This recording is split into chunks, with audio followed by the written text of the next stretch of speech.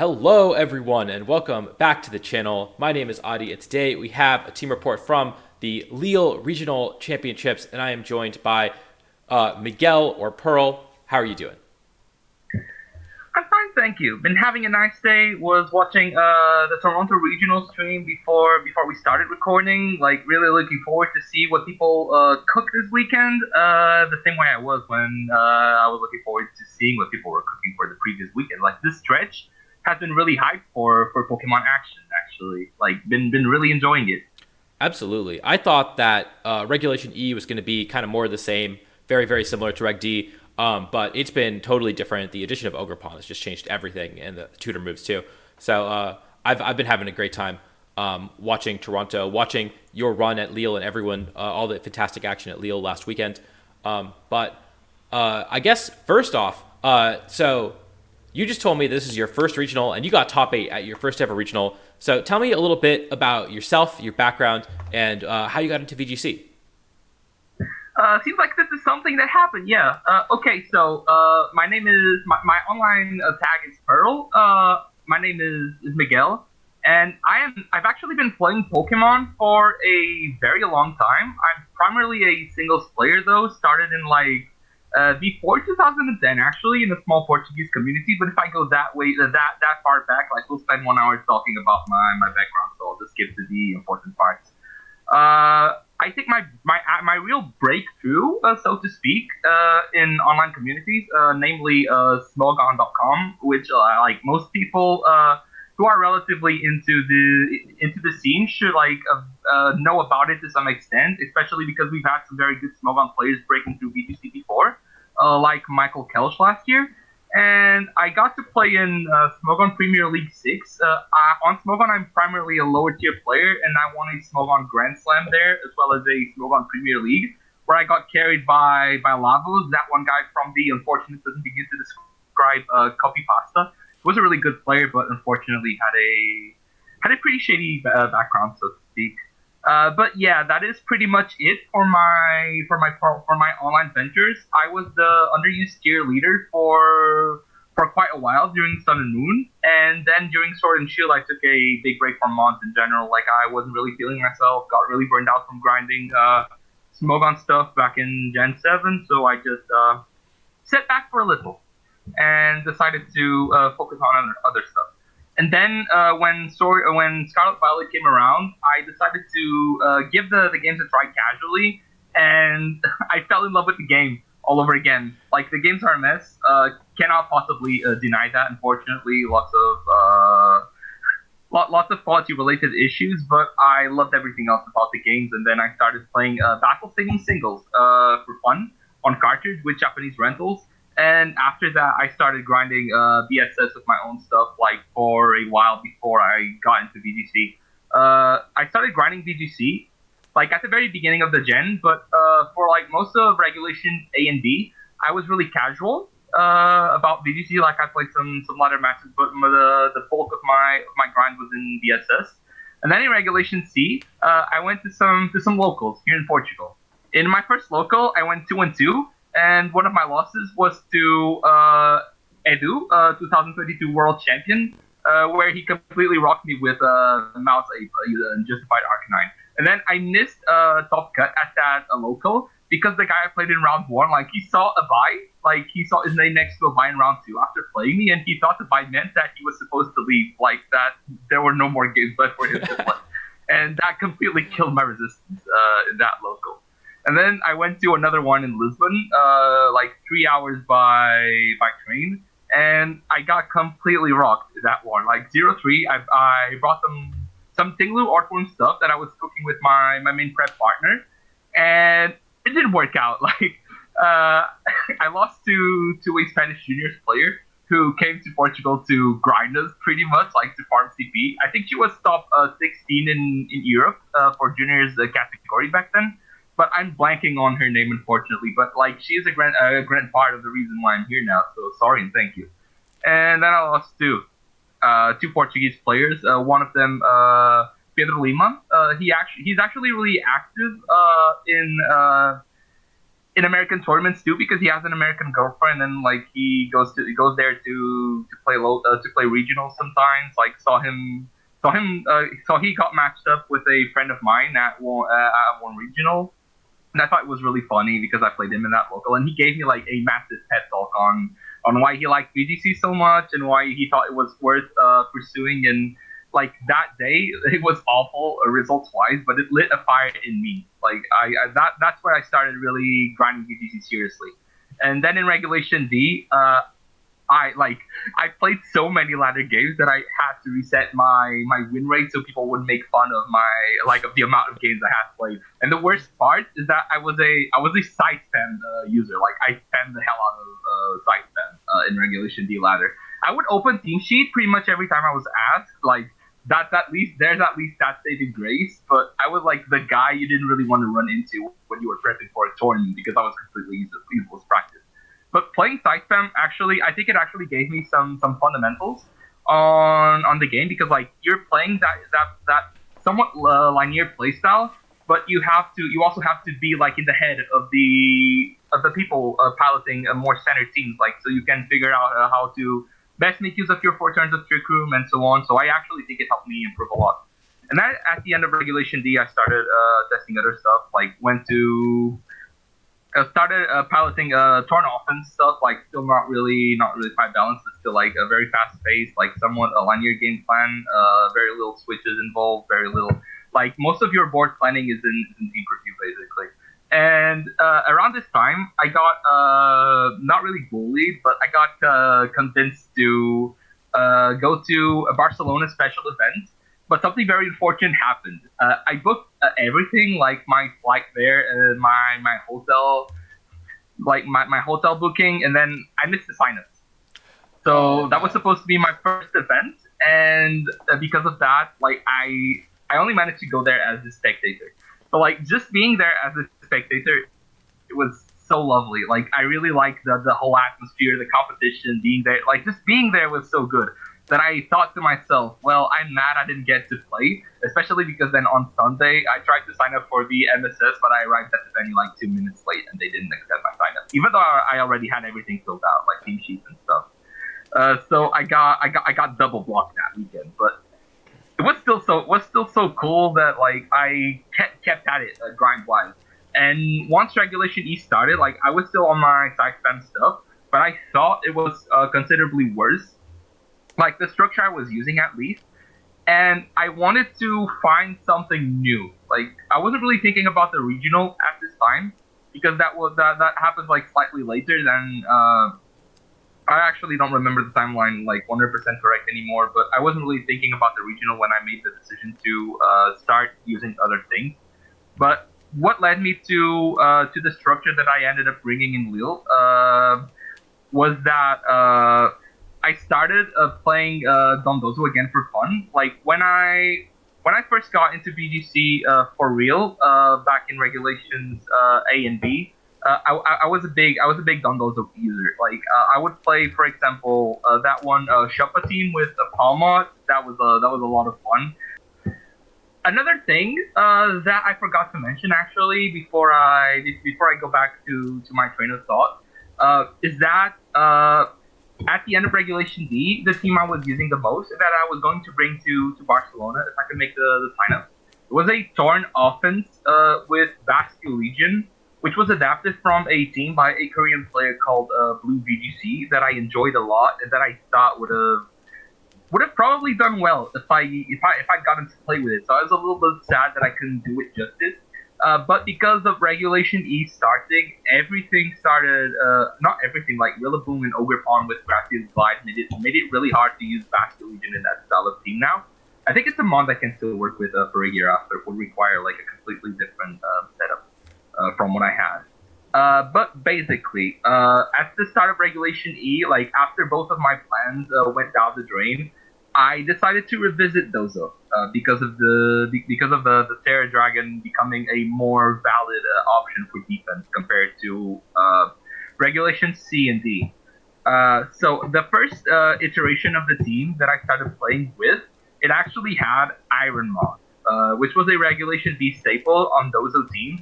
but it's kind of fallen off now. And like deep down, I'm still an Iron Moth believer, low key. But yeah, I don't think a team like this is a team for it because like it actually has an opportunity cost to clicking toxic spikes, and I don't feel like you can get away with that anymore. So at one point I replaced it with Glimmora, and that's when this team was truly born. It was like a Fluttermane with Booster Energy, Chi-Yu, Glimmora, and then like I don't actually remember what my six month was anymore, but like it was a very like it was a like the draft I ended up going with is still somewhat offensive. Like I think there's a little more intent to it rather than just like picking your mons right, getting your read right, and then going from there. I think 2-2-2 like it's perfectly valid, but I also feel like it's a style of team that requires you to like lead right, like the right move turn one, and then like if you do this, you win. If you don't, lose. Or like you just end up falling back to Dozo as a crutch like way too much, and if Dondozo doesn't win after your plan goes wrong, game just ends there. And I didn't really like that. Like I tested 2-2-2, and I like towards the end of my time prepping for Lille, I also ended up playing with the other Glimmora Dozo team, the one with Iron Hens and Alola Ninetales that kept rocking me on the ladder. Because there's another funny thing, like I'm supposed to have a good Dozo mirror with this team, but on the ladder, I swear I lost every other Dondozo mirror. Like, never really clicked with me. I think on cartridge it would have been different because there's the whole dynamic with timer stall, but on showdown testing, it was a disaster. But I didn't really let that demotivate me from going with this team. Yeah. And I think it's funny because you mentioned singles players coming and having success. And the person I think of is Freezeye, who cut his first tournament Yeah, playing VGC also with Dondozo. And the joke we were making with him was that, of course, the singles player would use Dondozo and just turn the game into singles. And so, and here you are again. I actually make that joke a lot to myself. Like when people ask me about the Dozo, I say that, hey, it gives me some familiarity. Like it's my comfort zone. I get to only pilot one mon in the PvP game. Yeah. So It's a really easy joke to make. maybe there is something to it. This is the second time it's happened. So, but yeah, so that's a really good overview of how you got here. Do you want to talk about the Pokemon on your team themselves? And you have a lot of really interesting choices, a lot of choices that are becoming more standard on Dozo teams that I've seen recently. But this is the first time I've actually had a chance to talk to someone in detail about Dozo in this new regulation after all this power creep. So talk to me about why you trained the Pokemon the way that you did. Yeah, that sounds good, and we can kind of like tie it to what I was saying earlier because like this team takes a lot of inspiration from other Dondozo teams in the format. Like I'm really happy with it because ultimately it is my own Dozo team, and that like saying that makes me really happy. It brings a smile to my face. But I couldn't have done it without the other Dondozo players, like not necessarily bouncing ideas with me, but like giving me ideas that I could steal from them. There was actually a really similar team to this one structurally. That one, the Curitiba Regional in Brazil, Regulation D still, if I recall correctly. And it actually has five out of the 6 months I'm using. The only difference is that team runs Chi-Yu over Urshifu, which is something I've also tested extensively. That and King Gambit was the other Pokemon that I tested in that spot. I think it's really important to keep in mind that despite the teams being somewhat similar structurally, I think there's a lot of set differences that make them very different to pilot. Like for example, the Curitiba team runs a Focus Sash on Flutter Main, which I think is like it can be good, but I also think it plays a lot different from the Flutter Main I have on my team, which is a plus special attack booster energy. And honestly, when I tested Shiyu on this team, it never really clicked with me. Unfortunately, like I know it can be a very good Pokemon. I know you can unlock it to do some very real damage. Even with a Terra Fairy Heatran being as popular as it is, because like if it's Life Orb, it's just going to whittle itself down into a Chi-Yu range eventually. But I didn't really think Chi-Yu was the call, and so what I started doing was like playing with these six with Urshifu instead of GU, but the Urshifu set went through a lot of changes also. At first, I was playing with Black Glasses, Terra Dark, and it's like the dopamine rush you get from clicking moves under Tailwind, like it's incredible. But I also felt that it made my team 2-1 note. Like I also had Specs Fluttermane back then, so like what happened would be that like if I didn't run the defensive Terra on Fluttermane, Iron Hands comes in, like it wild charges the Thorn, it Drain punches the Urshifu, heavy slams the Fluttermane, heavy slams the Glimmora, like it kinda just has a field day with all the mons on my team that aren't Dondozo. And I think that really affected my flexibility to make choices in game. Like both in team preview and in the actual matches. But in which Fluttermane being protects booster energy instead of specs means that I can actually just like they can't just click heavy slam. I can protect and game on them basically. And I think like that added flexibility is a big part of the reason why I was able to survive 2 days of Swiss with such good results. Yeah. Okay. So, is there anything like you want to ask me regarding what I'm talking about right now? No, I think that that all makes sense. I guess in particular with regards to the because this is a Dozo team. At least that's the first thing that stands out to me. And you came to the same conclusions a lot of people I saw at was it Sacramento I think did, where you were Terra Dragon substitute Earthquake Order Up. What made you choose that Dozo set and the Ability Shield Tatsugiri set to go with it? Yeah, so that's one of the parts of my team that is blatantly taken from other people's Dondozo teams. So when I started picking up Dondozo at the beginning of Regulation E, I was actually using a Jolly Max Speed Wave Crash, like Terra Dragon still 3 attacks, and like I was beating everyone with like by outspeeding their Fluttermane and like just winning the game from there. But what started happening, because like I tested a lot on Showdown, like I played a lot, like played Cartridge Ladder, played DO3, played normal Hero Ladder. I actually held the number 1 spot on the best of 1 ladder for like 2 or 3 days, but that's not really something that I think is worth bragging about. But basically, what started happening in high ladder, like just to contextualize, was that I was running Specs Fluttermane with 191 speed. So what I was doing was like playing Fluttermane from lead and using it to check my opponent's Fluttermane speed, so I could like formulate a game plan from there. Like if my Fluttermane gets outsped, I don't tear my Dozo. If my Fluttermane outspeeds, like I know I have a free win. Like that was kind of the dynamic that I had going on with the early version of this team. But what started happening was that like my Fluttermane would outspeed their Surge 1, and then they would outspeed my Dondozo later on. Like they were literally running 191 speed as well, and like I wasn't able to check that because I was winning the speed size. Maybe there's a lot more speed size that I won against Fluttermanes at that speed bracket too that I don't know about because I won them. So I don't know. But this made me rethink my choice regarding Dondozo set, because I felt that I was going with something that was really good at punishing certain team building preferences by other players, but that wasn't really that consistent in the grand scheme of things. Because like if I run into faster Fluttermane, like I don't really have that many tools to fight against that, especially because my Urshi was also Terra Dark back then, like I said. So this was one of the biggest choices I had to make. Like something I would tell my main team building partner back then, with Tony Flygon, was that like my run is totally going to depend on whether I manage to choose the correct Dondozo set for the event.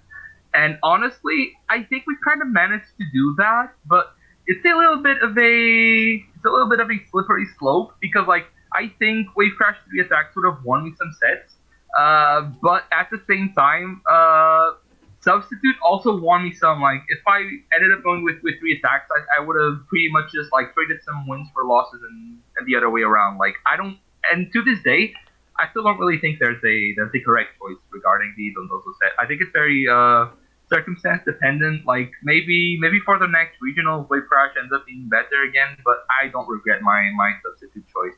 And Ability Shield Tatsugiri, like right now, I actually ended up running into 0 Weezings at the event, but I still don't regret going with the Ability Shield, because it was a really hard matchup otherwise. Like there was a lot of Weezing teams on the ladder that just auto won into my stuff. especially because it's not just the Dozo. Like, there's also a big reliance on Toxic Debris from Glimmora and Prankster from Thorn to like set up my board against faster paced teams. And Weezing was just like canceling all of that. And then there were Weezing teams running Scarf Rapid Strike, and there was pretty much nothing I could do to overcome those matchups. So Ability Shield went on Tatsugiri, and I think it's a fine choice. If I had to play this team again at an event and was confident that I'm not going to see any Weezing, something I would consider on Tatsugiri is Rocky Helmet, which is kind of an uncommon choice too. But I think being able to knock down Sash Mons that Dozo has shipped with Earthquake, I think it's a really cool dynamic, and none of the other items that I tested on Tatsu feel that useful to me right now. Those being Roselli Berry and Safety Goggles. But Substitute ended up helping me more against Fire Monster Twist than it did with Among Us. But I still feel like it makes Safety Goggles less necessary on Tatsu. And Roselli is like just a last ditch effort against Fluttermane, but Terra still kind of helps with that as well. So, a really cool item, and this is a good chance to like clarify something really important regarding this team, because there's actually an error in the Tatsugiri spread. As in, that's what I brought to Will, but there was a major oversight in that spread, which actually ended up costing me a game, a set in round 2 against Richard, because my Tatsugiri got outsped by Rillaboom. Because it doesn't have enough speed to reach min speed Rillaboom, which in hindsight is something that it should totally have. Like, just take a little from defense and bump the speed up to like 106, 107, depending on how you're feeling about speed creep. But for this, like, I'm just showcasing the face of the team as it was for that region, obviously. Yeah, that is a crazy amount of defense investment, though. I mean, I definitely kind of assume that a Wood Hammer from Rillaboom, for example, is just going to KO Tatsugiri. I mean, I don't know what the calc looks like, but yeah, I feel like this is just a lot of bulk and a lot of it's going to live a lot of attacks and let you play a lot more aggressively with it. Yeah, this was actually like the person that convinced me to run my Tatsugiri like this was Nails, Nick Navarre. He was telling me, he was bragging to me about his Tatsugiri spread for the Dondozo team. And I was like, okay, let me listen to this. And then he showed it to me, and it was legit just like he actually had the speed stat correct, unlike my Tatsu, but it was like max HP, max defense. And I think his was bold, but modest. I think modest is better because Tatsugiri's base special attack is so high that just going modest actually influences some calls in a very positive way, like Draco Meteor versus Iron Bundle, for example. Bold actually fails to pick up that KO most of the time, while modest, like, it barely kills zero bulk Iron Bundle. It's a really cool dynamic, and I think it's better than going bold because you still have a Tatsu that is relatively strong when you need it, but it's also like relatively bulky by Tatsugiri standards. And when I was testing, I never really felt like I was winning games with Tatsugiri because it was faster. Like, I think if you want a fast Tatsu, you just go Scarf, which I wasn't really feeling on this team in the first place. Mm-hmm. Absolutely, and yeah, I agree. I think that it's kind of in that no man's land to speed tiers that were more relevant, back in regular Series A, B, C, etc. And now everything's a little faster than Tatsugiri. So I do like the decision to just go full bulk. But yeah, and so I guess, were there any other specific choices that you wanted to talk about in depth with your team? Yes. A lot of them still. I probably won't be able to go over all of them, but the big one that I want to mention is Glimmora's set, because that actually went through a lot of different mutations. I think it's really similar to the Dondozo situation, where there's not really a correct answer to the question of what the best Glimmora set is. Something that I knew for sure was that I wanted to play with a Spiky Shield, because I think having a non-assault vest Glimmora without a protection makes you really vulnerable to double ups in a open team sheet format. Like, you absolutely need to play with Spiky Shield if you're not running the assault vest for protection against special attacks. But besides that, there's also like the offensive moves that you can run on Glimmora. I ended up going with Stabs because it gives me the most threat onto opposing offenses like Torn teams. If you go back to my set against Taran on stream, like, he puts his hands to his head, when my Glimmora one-shots his Thorn and then one-shots his Terra Fairy Fluttermane back-to-back, because people aren't used to Glimmora doing that kind of damage. And I think that, like, a big mistake a lot of people make when it comes to Glimmora is treating it as a second Tatsugiri on Thorn teams, on Dozo teams, I mean. When it was a big reason for my success that weekend, because like it's also a very valid mon on Torn offense, because like it matches up somewhat nicely against a lot of the Pokemon that people end up going with as Torn partners. Like you can Terra versus Rapid Strike. You threaten a lot of damage onto Hisui Arcanine. You threaten a lot of damage onto Flutter Main. And like if they have a board where Dondozo wins the end game, you can just like forego going for the offensive move and just click Mortal spin to set up the win with Dondozo in the end game. But honestly, the other thing I was debating that I think probably would have helped me a lot, but that in the end, like, I think is the same deal I substitute on Dondozo basically, which is like going Earth Power instead of one of your staff moves, or even over Mortal Spin.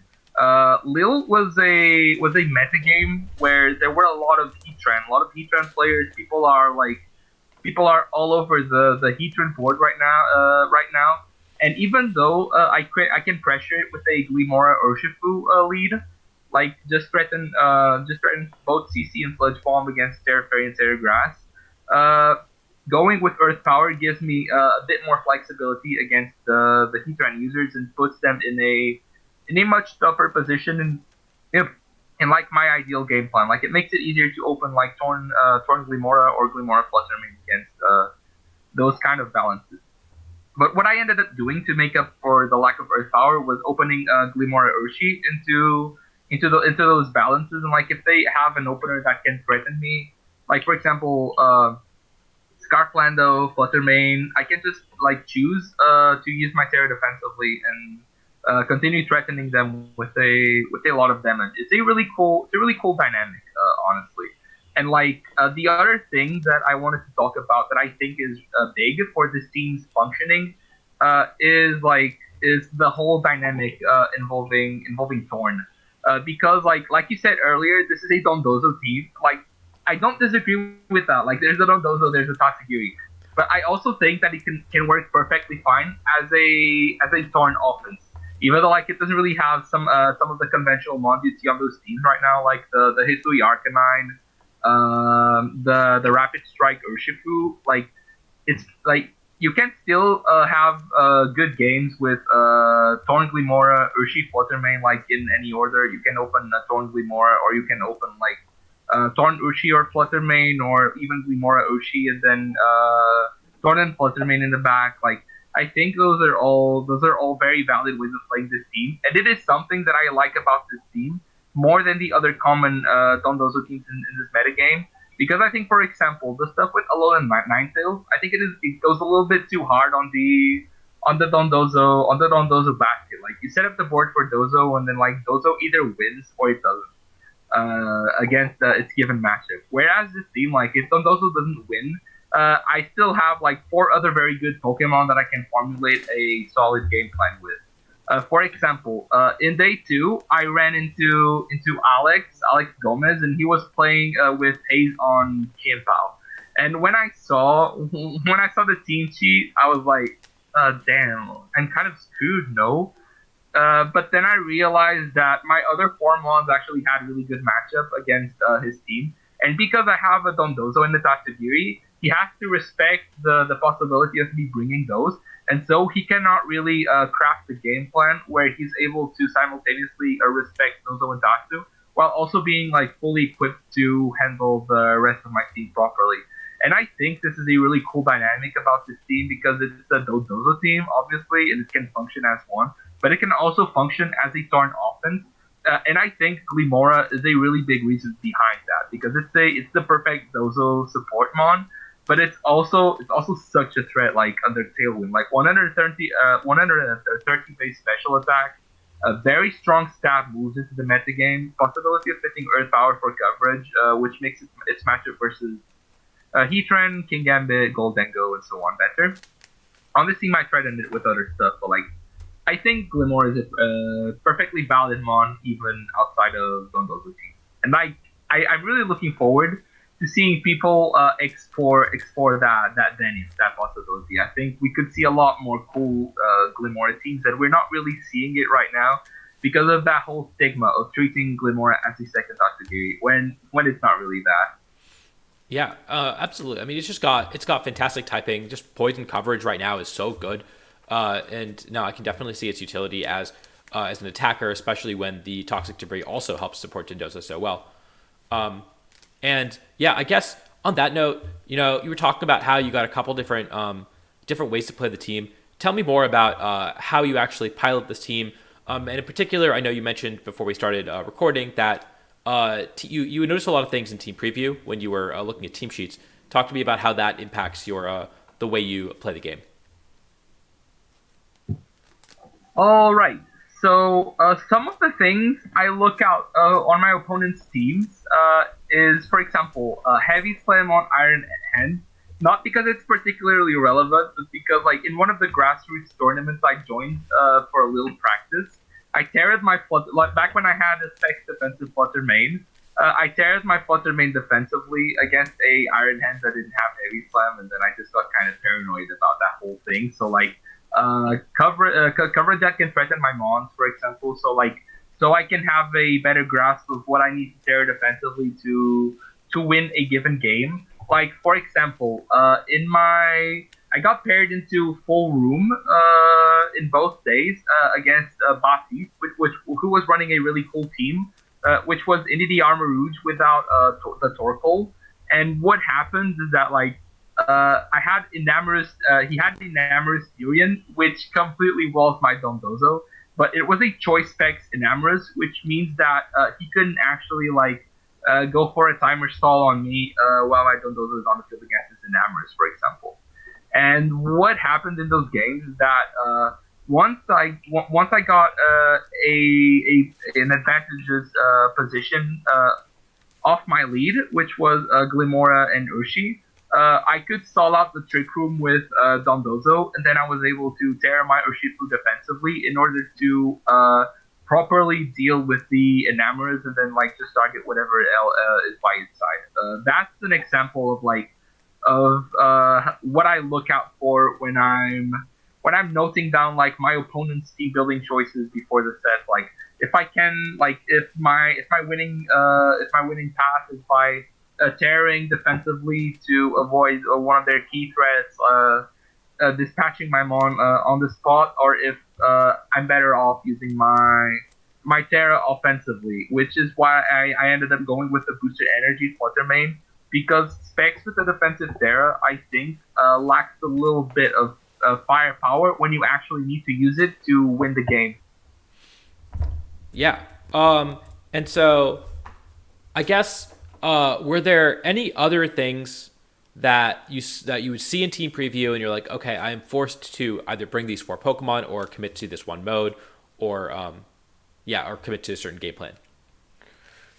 The big one is this is going to be a little silly to say because it's such a prevalent mon right now.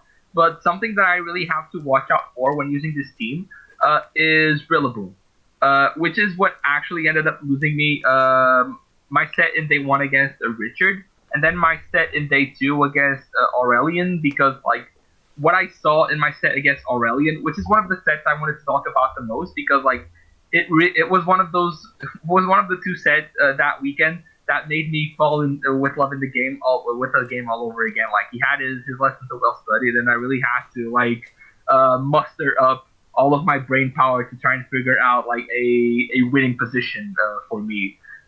Because like he really knew how to pin my Dondozo down with a combination of Terra Blast, Heatran, and the Wood Hammer, like the turbo boosted offensive Rillaboom. And that is something you have to watch out for in general when using this team, because like two mon combinations that force you to choose between like your base type and your Terra type, offensive fairy plus Rillaboom, for example, like as a water type you're weak to Woodhammer, as a fairy type you're weak to as a dragon type you're weak to fairy type moves. So Rillaboom plus Fluttermane, Rillaboom plus Terra Fairy, Terra Blast, Heatran. Those are two things that you have to be mindful of when using this team. And because like if your opponent knows how to create pins using that, you kind of have to reevaluate your game plan, take a step back, and maybe play the other mode, which is where the Terra Poison Urshifu comes in handy. That is like the primary reason for the Terra Poison on the Urshifu because um, and also another thing that I should talk about that I kind of forgot to mention is that I ended up going with Life Orb instead of Choice Band because I feel that Choice Band, despite being more powerful in general, makes it a lot easier for the opponents to pin down the Urshifu through the use of Fake Out. So having the text and like forfeiting the CP boost in favor of like a pretty good boost in Life Orb, but still a significant one, at least when compared to Black Glasses, especially because close combat from Life Orb Ushi, it has such good damage into Iron Hand. Like you straight up to Oko like a lot of the less physically bulky Iron Hand with Life Orb close combat, which is really sick, honestly. Like Iron Hand is one of the bulkiest Pokemon in the format. Like and having that way of pressuring it is really sick. I actually, in that regard, I'm kind of happy because I saw earlier today I was watching some of the stream sets from Lille, and Calvin Foster actually ended up coming to a similar conclusion to me, except with Rapid Strike. He had the Life Orb Rapid Strike with Terra Poison, and I thought it was so cool. Like it's one of those moments that made me feel like a real VGC player, so to speak. Because like I top cut this regional, but sometimes I'm still like. Maybe I don't really belong in here still. Like I still have a lot to learn, a lot to work on and improve. But then I see myself like arriving at similar conclusions to other BTC players, and it makes me think maybe I can call myself a BTC player already. Yeah, of course, you can call yourself a VGC player. I mean, that's honestly, and you touched on this at the start of the report, but that's part of the fantastic. That's part of why I love this community is that everyone is so welcoming, everyone is so kind, and everyone's a VGC player. You just show up to a local, and I think you're gonna have a good time. And so, yeah, I wouldn't worry about that sort of classification. I definitely think that we embrace everyone, especially small god players who are coming into the community, and it's been so cool to see the sort of the growth of our VGC community. Yeah, and I've been really feeling that in my experience too. Like everyone has been so nice. Everyone has been so kind to me. Even in Lille Day 2, like when everyone was like on the edge, like competition rises to its peak. Like everyone is a tiny little bit stressed out, but like even then, everyone that is still so nice. Like still so good sportsmanship, like excellent game quality, like if it wasn't for the community, I don't think I would have stuck with VGC for so long. Like both our local community, the Portuguese community, and the international community. Like all of the people that have been kind to me, that have given me advice on how to improve and so on. And I really like the atmosphere, and I definitely plan to stick with it. Especially because like this result in Lille actually helped me like fundraising my trip to other regionals in the future potentially, which isn't something that I was expecting to be able to do. I thought this would be like a one-off thing, basically. And I'm glad that you're sticking with it because obviously you did super well at your first regional, and I'm excited to see the continued growth. But like you said, you were identifying some really cool things in team building as well, especially like you said, the Life Orb Urshifu being something that is maybe a little underutilized, underexplored in this format, and seeing a lot of success at Lille is really cool. But yeah, I guess on that note, you talked about a couple of the matches that you played over the course of the tournament and a little bit about your experience, but did you want to talk more about your tournament experience, maybe a few highlight matches that you played? The tournament experience was excellent. Like I don't really have a better way to describe it. I love being at Barcelona even without playing, and as a player, I love being in there like just as much, if not more.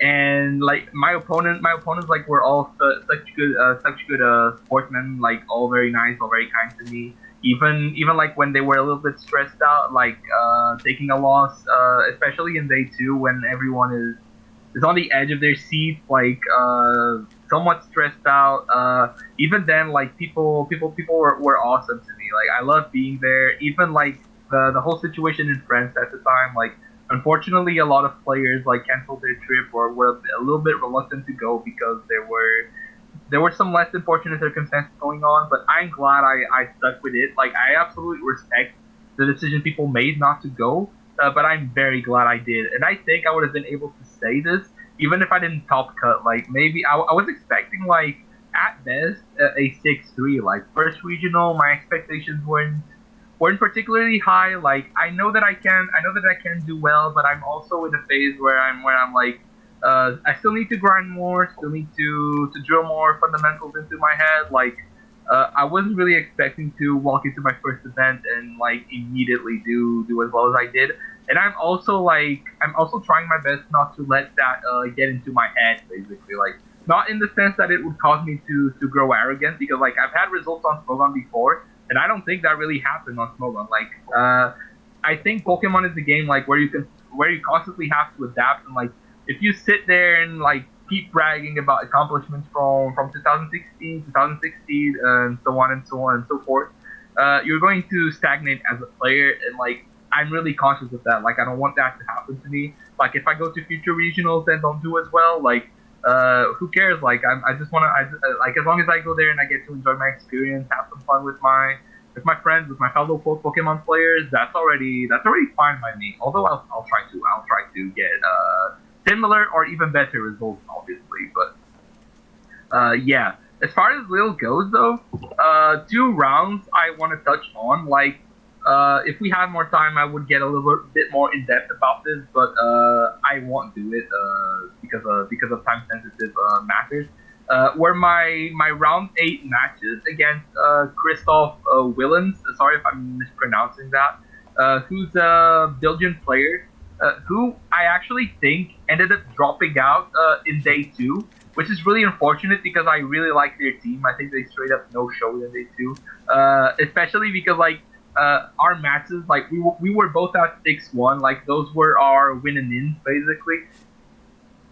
And it was a game 3 set where in game 3 it literally went to the last Pokemon. Like it was so tight. And then at the end, like his friends started cheering for him. And then like after a little while, they came to me apologizing, like, "Hey, sorry, we're just really happy for our friends. We didn't mean to upset you." Even though like I was completely okay with it. Like it was a set that I lost, but I had so much fun that like it didn't really seem like I lost a win and in. Like when I lost that set, because it was so fun, it was so tight. It was a somewhat tough matchup for me in a sense. Like I probably could have navigated it better, but the fact that he basically opened with a Lilligant and Torkoal in all 3 games, which kind of forces some mind games on my end, because my only way of preventing my Pokemon from getting slept is through using Terragrass on Glimmora, because I'm not using a Taunt on Thorn, which is actually a last minute change that I forgot to touch upon. Because I wanted Icy Wind to help me with Iron Bundle matchup, so I can like Tailwind, and then under Tailwind I can Icy Wind it with the Covered Cloak and get a speed advantage against that, which is a pretty not pretty tough, like somewhat tough matchup otherwise. But basically, I didn't have Taunt on Thorn, so my best bet in that matchup was to threaten the Terragrass on Glimmora and then like go from there. But this has a very big problem. Like, there's a big problem with the whole Glimmora dynamic against Cresselia, because like I'm spreading a Toxic Debris and I'm spreading a Mortal Spin Poison, but Cresselia's Lunar Blessing, like it completely nullifies that. So like it's a situation where I have to bring Glimmora, but bringing Glimmora against the rest of the team is not really a good idea. So I'm in a bit of a pickle there, basically. But I still managed to take one game off Christoph, and then at the end of game 3, it came down to a bunch of missed targets because he had Ursaluna and Cresselia lined up together against my Dondozo, and then he had Protect on Ursaluna, obviously, but he also had Ally Switch on Cresselia. So at the end of game 3, I was forced into a bunch of guessing games, which I unfortunately didn't win as hard as I should have to secure the bag there. But it still came down to my Tatsugiri against his Cresselia. And unfortunately, my little Sushi didn't have enough damage to close out that match. But it was so much fun.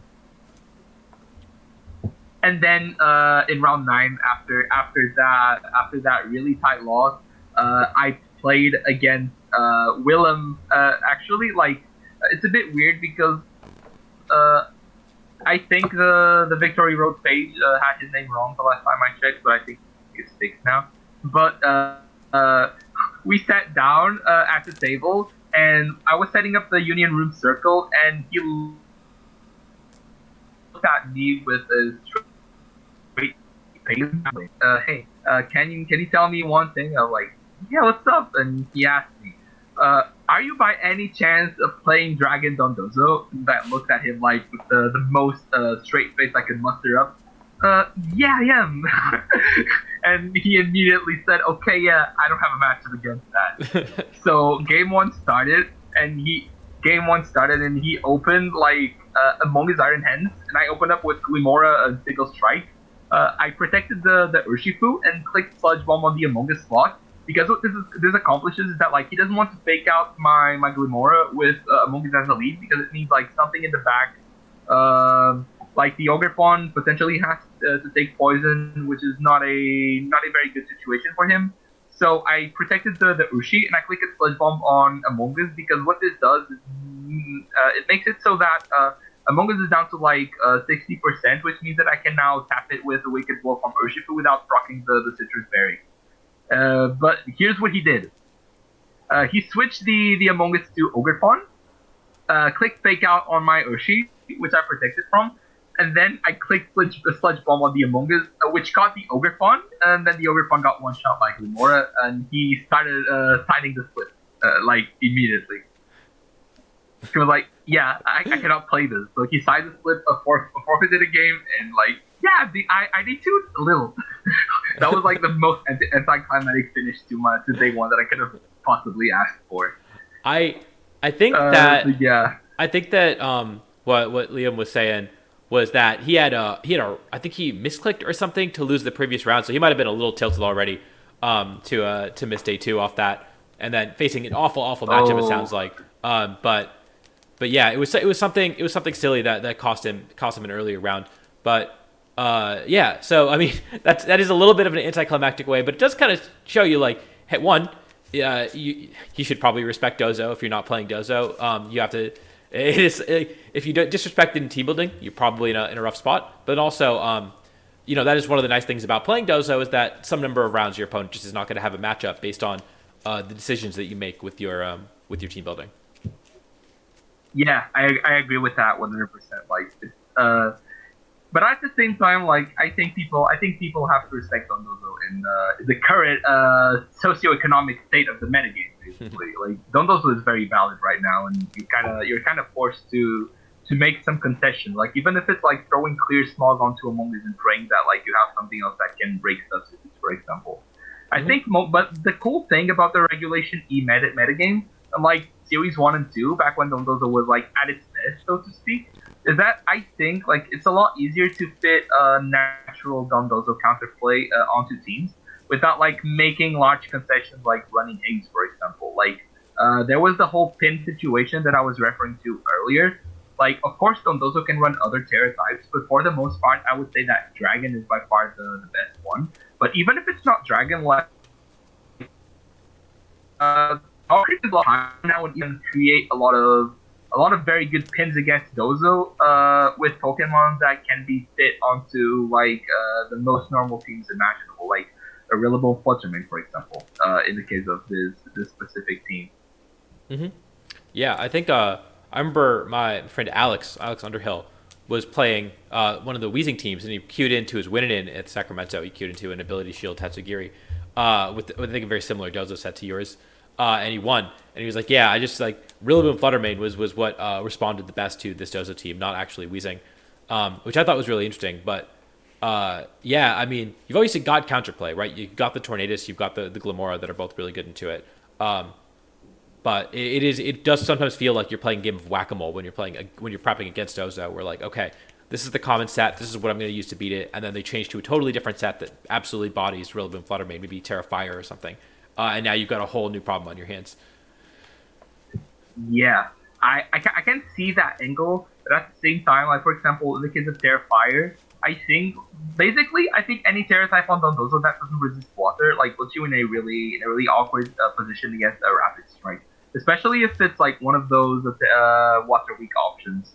But like I think it depends from Dozo team to Dozo team. Like if you build, I think building with Terrifier Dozo is completely different from building with Terra Dragon Dozo, for example. Like Hmm. and then yeah, I kind of get what you mean honestly, because like in that case you're preparing for a completely different Dozo team, and then a guy shows up at the regional with like terrifying Terra Blast, Clear Amulet on Dozo, and like it completely bodies Rillaboom or Shifu, like whatever is the normal counterplay to Dozo, and like it just feels bad because you're. I think it's basically the closest thing that can happen in this format of losing a game in like as if it's a closed team sheet format. Like you're against something that you cannot possibly account for in the team building process. But at least in this case, like I'm not gonna act like Dondozo is a humble Pokemon because you definitely get a lot of matchup wins. But I think this is as humble as a Dondozo team can get, basically. If that makes any sense, like maybe I'm just completely wrong about this, you know? It is certainly less degenerate than the Chiyu, Flutter, Dragonite, Shenpao type 2-2-2 teams. It's got more coherent modes that work well together, and yeah, I mean also the way you described it, it doesn't seem like it has any auto losses, right? Even the bad matchups are definitely playable, and so if you're getting free wins off matchup, but you're not losing games off matchup necessarily, or not like at least they're playable, right? Then all of a sudden that just makes it Yeah, a good yeah. team, right? Like that's what a good team is. Excuse me, my cat is invading. My cat is invading the recording. My cat is invading the recording. I actually have three of them right now. We adopted three stray kitties, and they were brothers, so we didn't want to separate them. Now we have three. We have these three critters in our house now. Like really lively household. I bet that's awesome. Anyway, Yeah. So the other set I wanted to talk about was in day two. Actually, two of them. Like I can talk about them back to back because like mhm. I already briefly mentioned my set against Alex, which was against Hayes Chimpao, and it kind of touches upon what you were saying just now of this team not really having that many auto losses because this was literally a team with Hayes Pao, which is one of the hardest counters available to Dondozo. Like you position that in the back, and like then suddenly Dondozo just gets aced on, and you don't really get to play an end game against that. But because my other four mons clicked together so well, I was actually able to win that in two games. The second game was a little bit lucky, like I already said, but I'd like to think that game one was rather clean, and that if it went to game three, I would have been able to identify like the things he did in game two to put me in a position where I still had to do a little guessing to win and like adapt properly. But it was a team that actually gave me the tools to deal with these hard Dondozo counters. Like these teams that like if I was playing 2-2-2, like maybe my matchup against would be so good because they're like Fluttermane plus Intimidate into Pow Knight is really good. Then you have the Terra Fairy leftovers Heatran against Shiyu Fluttermane, and then you have the Haste Pal for Dondozo, and then you also have Ogerpon with Redirection, Iron Hands like as an all around like fat boy. Handles both the physical and the special mons in 2-2-2 like somewhat well depending on the surrounding circumstances, and like you kind of don't really have a matchup against a competent person piloting these dozo counters because you're playing a team with a very little flexibility. Like you lead correct, click right moves turn one, and you either win or lose basically. Mhm. Or like against these teams, you don't really even get the chance to do that. And then after I played Alex, this was when I got thrown to the gauntlet. Basically, I played Aurelian after, and this is one of those games I was talking about where maybe with Wave Crash I would have been able to get the win because the way he beat me in the games he won was by creating an endgame board with again with Heatran and Rillaboom, and In game one was actually insane. Like because if I described it, like the way it ended, people would think that it was a close set, and like it was in theory. But the way I won game one was actually a little bit dirty because like he crit my Terra Dragon Dondozo with a Rillaboom Wood Hammer, and then after that I didn't have enough HP on the Dozo to close out the game.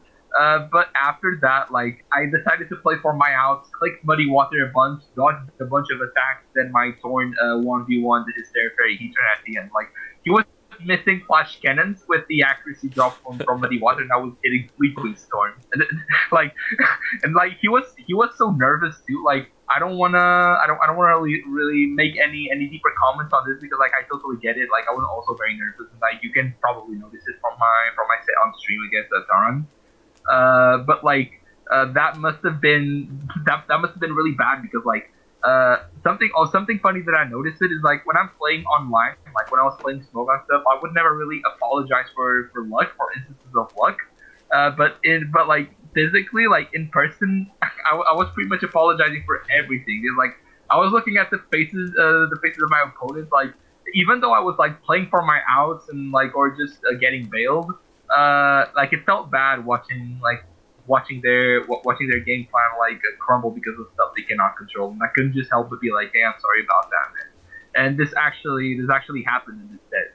And then in game three, once I realized that like he had his lesson really well studied against Dondozo teams, I did something that was in hindsight was probably unnecessary. Like in theory, I think I was going to lose this set more often than not because like even against like my other mode, he has very good answers to it. Like Terra Fairy Heatran is especially with Fairy Terra Blast because it actually gives him the tools to quickly dispatch my Urshifu pre Terra. Um, Basically, I decided to bring Solo Dozo. Like, I had my Torn Glimmora opener, then I brought Dondozo and Flutter Mane, and what I was trying to do was to like use my Dondozo, my Solo Dozo, like to set up a board where Flutter Mane can actually clean up because like Dondozo being there with the revealed fourth makes it so that like he has to respect the Tatsugiri transformation at all times, and I actually managed to force him to Terra Fairy the Heatran, which would have given me like a really good board with Fluttermane in the back for the end game because no, he can no longer. Actually, I guess the only defensive Terra this team has for Fluttermane is the Dragonite to tear from weak to neutral. But causing the Heatran to tear means that my Dazzling Gleams and Moonblast will be doing a lot more damage to that. What ended up costing me that game three was the protect on Rillaboom because like I think this was the only protect Rillaboom that I faced all weekend, and like I took note of that because like it's such an unique choice, like in context. That I took note of it. Like this is another thing that I would take notes of, like things that were somewhat unconventional by the metagame standards, and this was one of them. But like in practice, I was so used to playing against Protectless Rillaboom that I ended up like just targeting the Rillaboom on a Protect, and that caused me the loss at the end because the end game was literally 1-1. Like I was playing singles, I was in my comfort zone playing Dondozo versus Heatran in that end game, but Grassy Terrain still had 2 turns left, and Terra Blast was chunking me way too much, and I could no longer close out the set the way I wanted. But like cooking up that game plan on the fly, like playing such a tight set against such a good player, like it completely ignited the passion in me. Basically, was really fun stuff. And I hope that if I play more regionals, that I can run into Aurelium again. Oh yeah, and that's those are the best type of games. And you talked about you set against Baptiste, and then you had your win in. So how are you feeling going into your win in at your first regional? Okay, so this is going to be a little bit weird to say, but it still hadn't fully sunk in back then. Like I was playing my win and in, but I wasn't really feeling like it was a win and in, especially because of the whole situation with the 11 threes. Because like I got up paired, but I was still not 100% sure if my resistance was actually going to place me in top 8 if I won. Like looking back with what I know now, it absolutely was like it was a win and in. But when I was playing it, it didn't feel like a win and in. And another really funny thing here is that like it was the exact same team I faced in my set against Aurelian. Like it's the I'm forgetting the player's name. It was the Japanese player that made that one Sun team in 2022. Rinya. Uh, yeah, his team.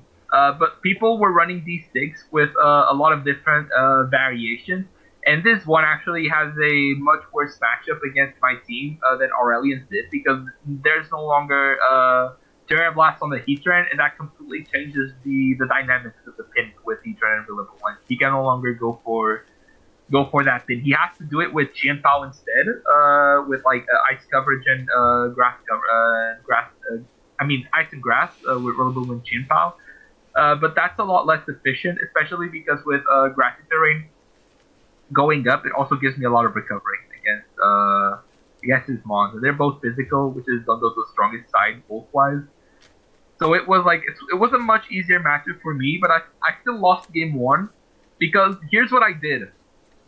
I played game one really aggressively. Like I made a lot of unnecessary reads because like I figured, okay, this is winning in. He's going to be nervous. I can probably capitalize on that and like go for plays that are like completely disrespectful. Maybe not the correct mindset looking back, but that's what I did. And then Bart, like I wouldn't say he played a completely passive set, like correct set, but he made the plays he needed to in order to capitalize on my aggression. And then games 2 and 3, I fell back onto a more passive play style. But like by then, I had a better idea of how he wanted to play D6, and I was able to formulate a game plan that was relatively foolproof.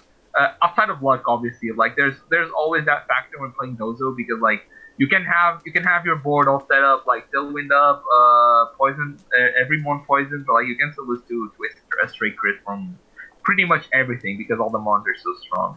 And Bart actually did something really interesting, which was like he led Dragonite and clicked Outrage turn one on my Tron and Glimmora, and I thought that was a little bit weird, but to each their own, basically. But yeah, I'm a big fan that's basically how it went down. Yeah, and if it hit the Torn, maybe the game would have been harder for me, but it connected onto the Glimmora, brought it down to Sash, triggered the Toxic Debris, and then I think I clicked Mortal Spin straight up, so I was in it. Like that was literally the dream scenario for my team, basically, and I was able to close out the set from there. Especially because the Dragonite was locked onto Outrage unteared, so I could literally just like get Dondozo win on the Death Torn slot, and then like just Terra Dragon order up and kill the Dragonite, and then like it's 3-on-3 with everything poison, and like that's the best Dondozo game you can ask for, basically. Yeah.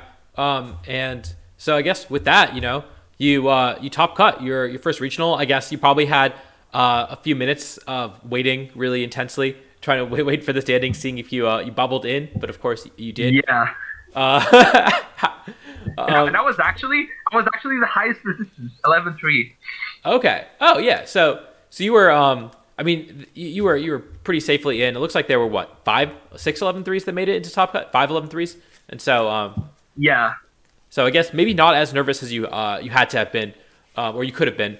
But then like you said, you played against Taran, which I believe was streamed, right? The top 8 match. Yes, but we don't talk about that because it was like, looking back, it was a set that I am not particularly proud of. Like I'm really happy with the fact that I was showcased on stream. Like I still cannot believe that is something that happened. I linked it to my family, and they actually sat down to watch it, even though they understand like zero Pokemon. Like they probably know Pikachu and Charizard, and that's about it. Yeah, that's still awesome. It's still so much fun going on stream. Obviously very sad when you lose on stream, but yeah, it's still an incredible accomplishment getting top 8 at your first regional ever. Really showing. Just you are yet another player who has come from singles and really just managed to do really, really well immediately, like Freezeye, like Michael. And so it's really cool to see more and more new players from Smogon.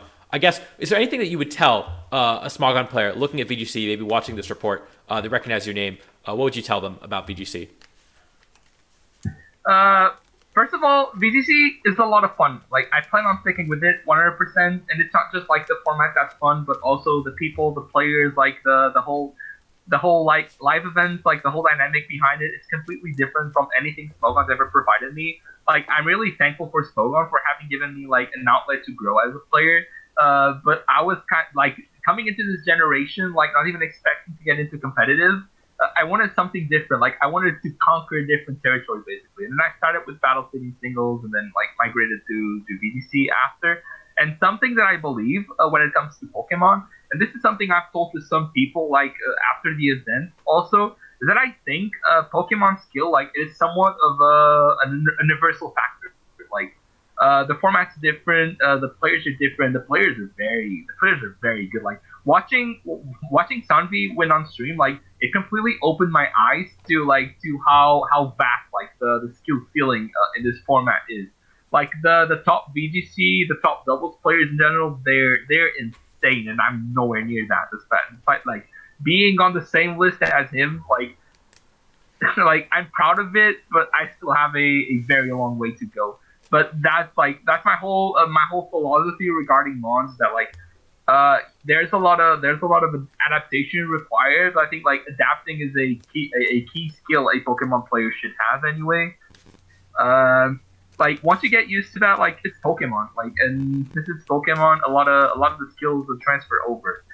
I'm also glad I played like battle fitting singles as much as I did, because like I think the whole bring six pick three aspect of it, like it gives you a lot of skills that Slogan formats don't really give you, like having to craft game plans with a limited amount of mons, which is something that which is one of the biggest struggles coming from Smogon formats. Like you get six Pokemon to execute a game plan. Here you only get four. In Battle City you only get three, and you have to approach like team building, for example, in a completely different way, because like you can no longer be like, okay, I'm weak to this, I'm gonna add that to my team, because like if it's not a good fit outside of defensive synergy, you're not going to be bringing it to games anyway, and you'll still lose to the things that you're trying to cover by adding that Pokemon to your team, for example.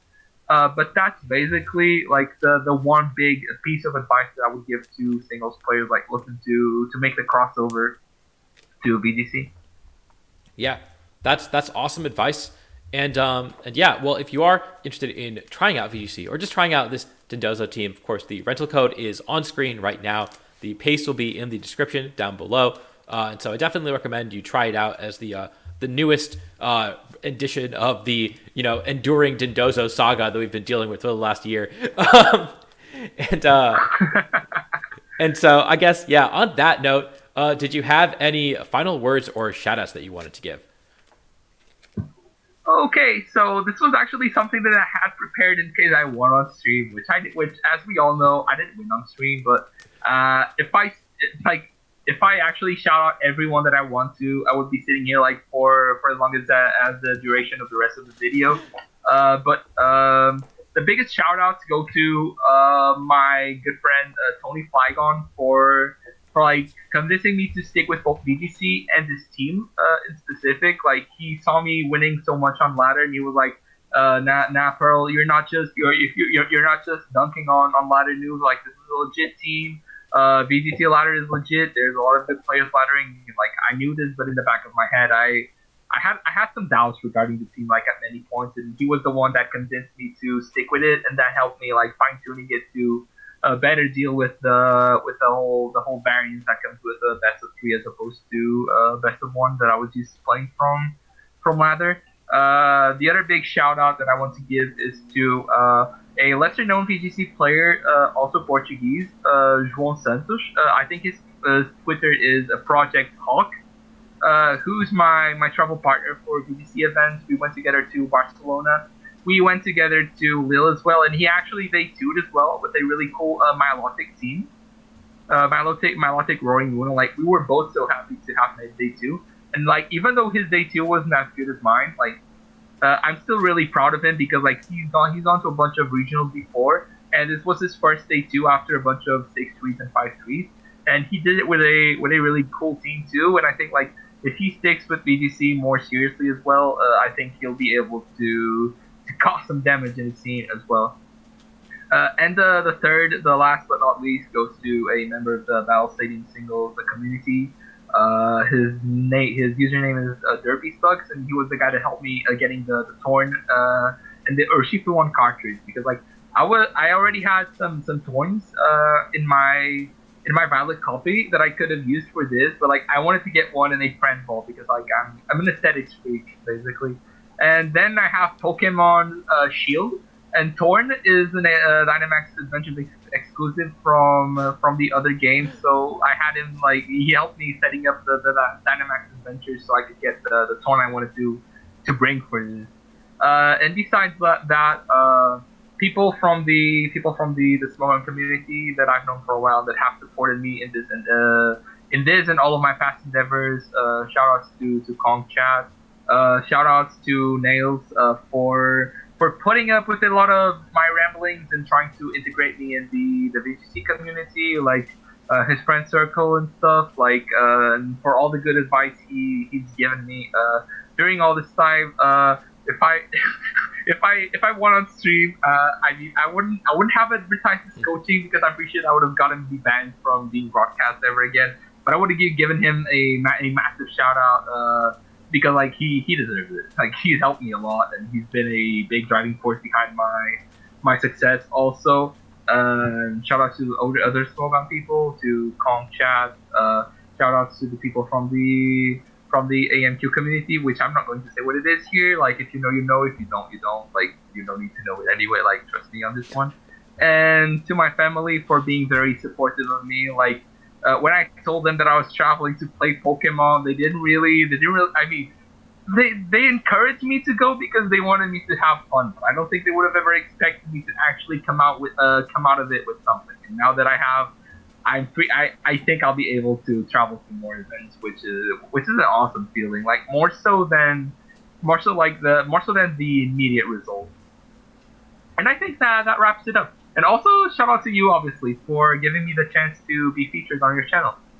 Thank you. Well, thank you for coming on the channel. I really appreciate it. I don't think this channel would exist in the same way without players like you who are so excellent and are willing to share all of their knowledge and all of their all the effort they put into their teams. It's always a pleasure to hear about it. And Dondozo, not an archetype that I personally have used a lot, but learn. It's always important to learn about it, learn how to play against it, stuff like that. And so this has just been absolutely illuminating for me. You've been you've explained everything about this team so well. So thank you so much for coming on the channel.